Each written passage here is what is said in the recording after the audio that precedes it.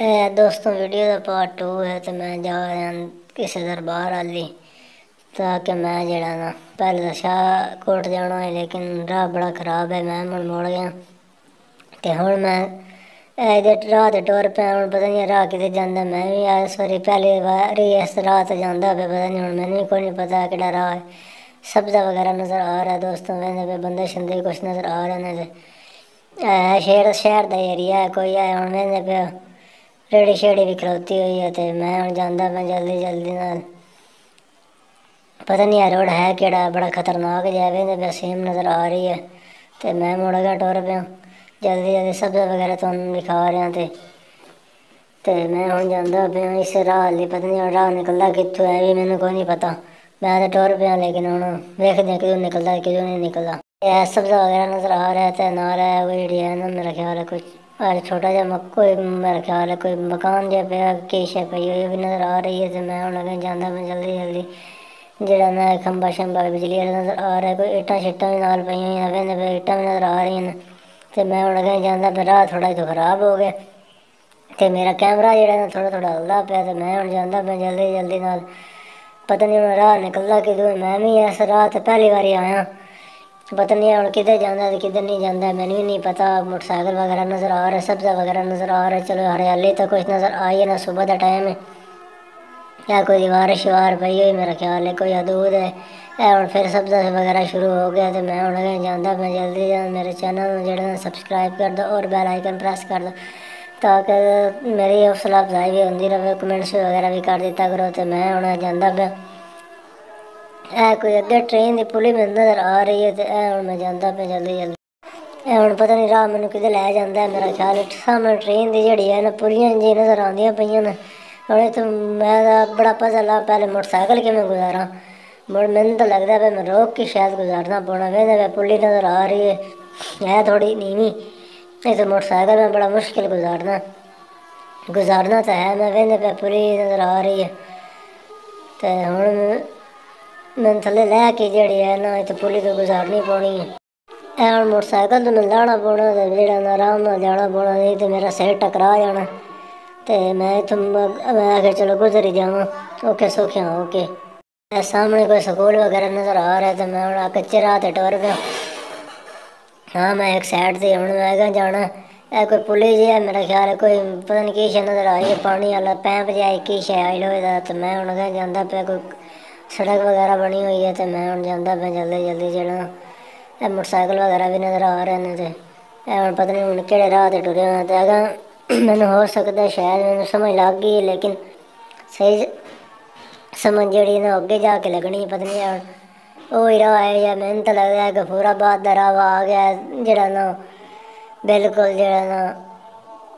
पटड़ी पटड़ी के नाल है तो मेरा ख्याल है वो राह ही है तो हूँ मैं कहा आगे कन्फर्म कर सा हो है या कोई होर है क्योंकि मैनू मैं सैडल पहली बारी आया तो मैं हूँ जरा ना जाता पाया हूँ रस्ता नज़र आ रहा धुप शुप भी निकल आई है तो हूँ जरा ना कोई बूटे छोटे भी नज़र आ रहे हैं इधर है तो इलाका गैर आबादी है लेकिन इतनी आबादी इतने कोई नहीं थे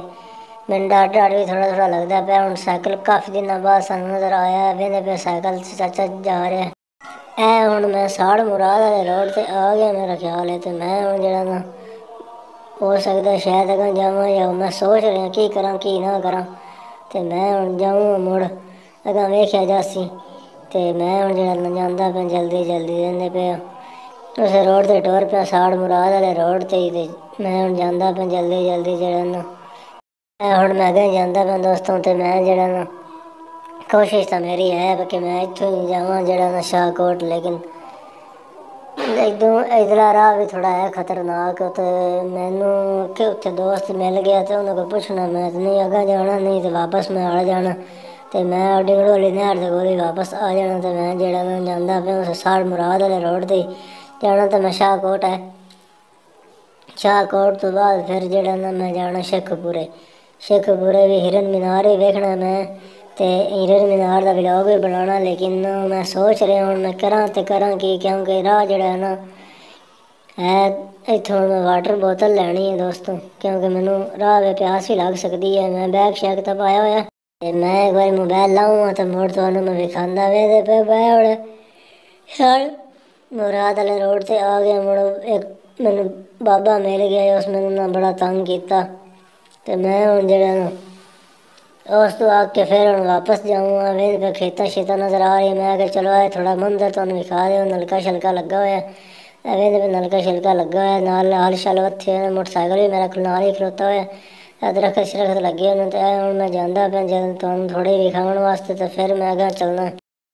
दोस्तों मैं जाता पाया इतने दरख्तों की एक छत नज़र आ रही है मैं चलो तुहानू वो भी विखा देवां जिम जाती बाकी मैं वेखी आई आंदी बाकी मैं चलो इनकी वीडियो बना रही सा तो हुण एक पठान बाबा मैं राह में मिल गया तो उसने बड़ा तंग किया मैनू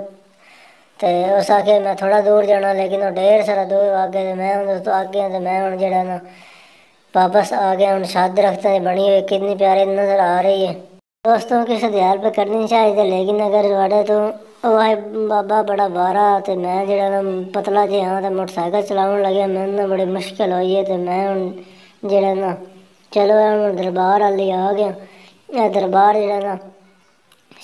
फैसलाबाद रोड के करीब ही है कहते आजम पार्क के सामने कर गए तकरीबन चिकन हार्ट के सामने कर गए तो यह दरबार ही तुहानू विखाना साइड मेरी मोटरसाइकिल भी खलोती हुई है मैं लाक लूक लाया तो मैं अगर थोड़ा दूर तो तुहानू विखा देवां दरबार तो हुण मैं अंदर ही इंटर होंदा पिया इत्थे कोई भी नहीं है तो यह हुण दरबार का नज़र आ रहा मंजर कैसा प्यारा लग रहा है तो मैं हुण जांदा पिया जल्दी जल्दी तुहानू दरबार का विजिट करवाना तो मैं हुण जांदा पिया जल्द अज जल्द तुहानू थोड़ा करीब तो विखाना कबर मुबारक भी हैं तो देखते पे हवा शवा खुली है तो बड़ी ठंड है तो मैं वापस आ गया मैं कहा जाने की हिम्मत नहीं की तुहानू छत विखांदा मैं कहा जाके तो कबर मुबारक भी हैं तो हुण मैं थोड़ा करीब तो तुहानू कबर विखांदा तो हुण छत नज़र आ रही बड़ी कोई नाम शाम भी लिखे हैं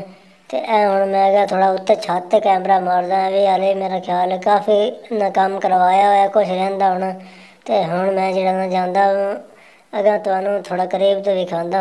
जल्दी नाल जल्दी मैं तुहानू विखा रहा चिट्टा चुना होया रंग होया होया ते हुण छत जिहड़ी है ना सादी है कुत्ते कबूतर ही बैठे हुए ने ते मैं हुण तुहानू दूई पासों विखाना इत्थे एवें दे कबरां नज़र आ रही हैं तो हुण मैं जाऊँगा डीवे शीवे पे ने तुहानू जूम करके थोड़ा विखाना नाम लिखे हुए ने हुण ही मैं जांदा पिया जल्दी जल्दी जरा ना तुहानू विखा रहे कबरां वगैरह बनिया हुई ने ते चराग वगैरह भी उत्ते पे ने ते हुण तुहानू थोड़े करीब तो विखाइए ते मैं हुण जरा जांदा पिया जल्दी जल्दी अगा में और भी जाना मैंने जो है ना दोस्तों आगे भी जाना है तो हो सकता है मैं कोई खाने पीने जाऊँ या हो सकता है मैं जो वो है ये सामने दरवाज़ा नज़र आ रहा है दरबार का ही और ये खाली ये मेरे जूते वगैरह पड़े हुए मैं जूते पहन के ना थोड़ा आगे जाता हूँ मुझे है तो जहाँ वहाँ पर जाने पे डर लग रहा है ये देखो ना एक खाली हवेली पड़ी हुई है तो गेट दरवाज़ा छोटा सा लगा हुआ है ये आगे मैं जा तो रहा हूँ लेकिन मुझे डर लग रहा है हो सकता है कोई मुझे मसला ना हो जाए क्योंकि हो सकता है इंतज़ामिया को कोई इतराज़ ना हो तो मैं आगे तो जा रहा हूँ लेकिन ज़्यादा आगे नहीं जाऊँगा दोस्तों उम्मीद करता हूँ ये जो है व्लॉग आपको भी पसंद आया होगा तो हो सकता है मैं इसका और एक और पार्ट बनाऊँ क्योंकि हो सकता है मेरा प्रोग्राम कोई और बन जाए नहीं तो यहीं पे मैं एंड कर दूँगा तो जल्दी से जल्दी मेरे चैनल को सब्सक्राइब कर दें और बेल आइकन प्रेस कर दें ताकि लेटेस्ट आने वाली वीडियो आप तक ज़्यादा से ज़्यादा पहुँच सके ये देखो ना तो मैं जो है ना वो अपनी सेल्फी थोड़ी सी ली है हेलमेट वगैरह पहन के तो मैं हेलमेट भी पहन के आया था तो मैं आ जाने का प्रोग्राम था और और तरफ था लेकिन वो वहाँ जो है ना वो सर्दी लग रही थी मुझे तो मैं वापस आ गया कुछ बाबे ने तंग किया है मुझे तो इसीलिए जो है ना वापस मैं आ गया ये दरबार का कितना प्यारा मंज़र नज़र आ रहा है दोस्तों तो मैंने वाइट एंगल लगवाया है तो इसीलिए जो है ना वो इतना तो करीब दूर से नज़र आ रहा है तो मैं जो है ना वो तो दोस्तों मिलते हैं नेक्स्ट वीडियो में मेरा ख्याल है ये वीडियो जो है ना यहीं पे एंड इसका किया जाए तो अच्छा है क्योंकि ये आगे जो है ना वो फैसलाबाद रोड चल रहा है और जो है ना वो ये कब्ज़ा माफिया हैं जो कि मरीम नवाज़ ने बहुत अच्छा काम किया है तो उन्हें जो है ना इस बात की शाबाश मिलती है क्योंकि उन्होंने एक ख़वातीन हो के जो है ना अच्छा काम किया है कब्ज़ा माफिया से ज़मीनें अपनी आज़ाद करवाई हैं अल्लाह हाफ़िज़।